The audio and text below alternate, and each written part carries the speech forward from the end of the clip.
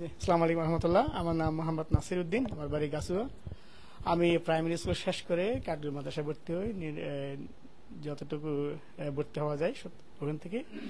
তারপর 91 আমি দাখিল দিই, ওখান থেকে চলে যাই বাজিস্টপ মাদ্রাসায়, আলেম দিয়া চলে যাই আবার মহসিন কলেজে অর্থনীতির উপর অনার্স পড়ার জন্য।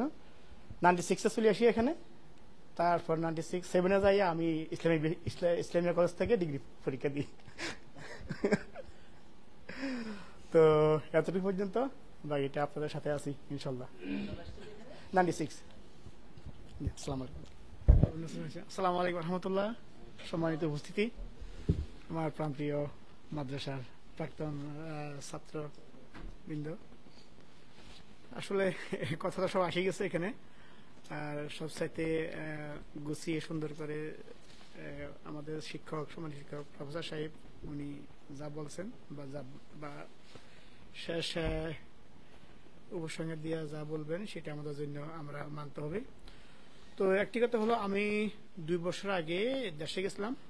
দেশে যাই আমি 3 বার মোট মাদ্রাসায় গেছি, আমি 3 টাইমস। তো মাদ্রাসার কিছু জিনিস আমার যেটা আমি দেখছি সরাসরি, সেটা হলো সে আগের মতোই যে রান্নাঘর ছিল ময়নার বাপের রান্নাঘর আমরা বলতাম, উঠে দিয়ে আমি ঘুরে আসছি 3 দিন। কিন্তু আমি মাদ্রাসায় এসে মাদ্রাসা ওরকম কোনো লক্ষণ আমি দেখি নাই। অন্যরকম একটা হজবরল একটা অবস্থা প্রতিষ্ঠানটা। হ্যাঁ, তো আমি একসময় হোস্টেলে ছিলাম, যখন আমি দাখিল দিই তখন আমি নারকেল ফাটতাম, নারকেল ফাটতে অভ্যাস ছিল আমার। তো দেখেছি ওইসব কিছু এখন আর নাই। তো বিশেষ করে যাই হোক, মাদ্রাসার মেইন হলো মাদ্রাসার ভবন। পশ্চিম পাশে কিছু ঘর আছে আর পূর্ব পাশে কিছু ঘর আছে মসজিদের পাশে, মাঝখানে খালি, ঠিক আছে না? তো আমি প্রিন্সিপালকে খুঁজছিলাম, আমি ওনার সাক্ষাৎ পাই নাই, এবং পুরান কোন শিক্ষক আমি দেখি নাই, এমনকি কোন ছাত্রকে আমি দেখি নাই। আমি 3 দিন গেছি মাদ্রাসায়।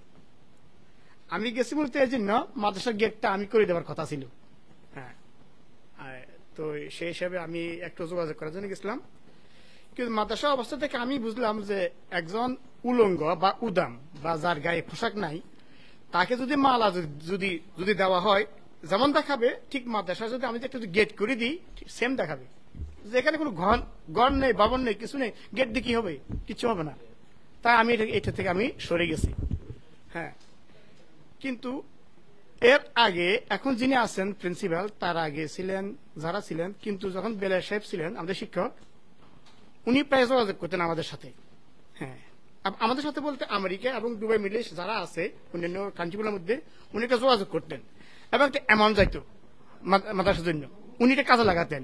কিন্তু বর্তমান প্রিন্সিপাল সাহেব উনি কোনো যোগাযোগ করছেন না, করতে পারছেন না বা করেন না। উনি এখানে একটা দূরত্ব বাড়ি গেছে।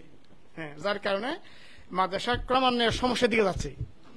তো এই সমস্যাটা কিভাবে আমরা ফেস করতে পারি, কিভাবে কি করতে পারি, সেটা বিবেচনা দিন। তো আপনারা আশা করি আমরা এসব দিকে লক্ষ্য রেখে মাদ্রাসার উন্নয়ন, মাদ্রাসার লেখাপড়ার মান এসব বিবেচনা করে আমরা যা করতে পারি সমন্বয়ে, সেটা হবে সুন্দর। আসসালামু আলাইকুম রহমতুল্লাহ।